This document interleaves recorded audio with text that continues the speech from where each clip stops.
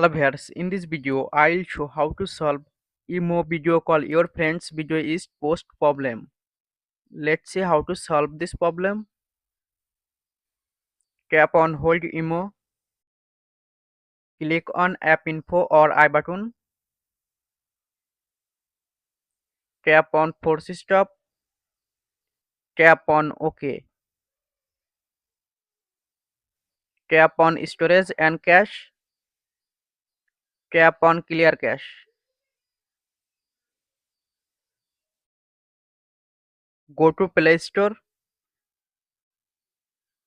click on search bar, search emo, update emo app if available on Play Store, go to emo app,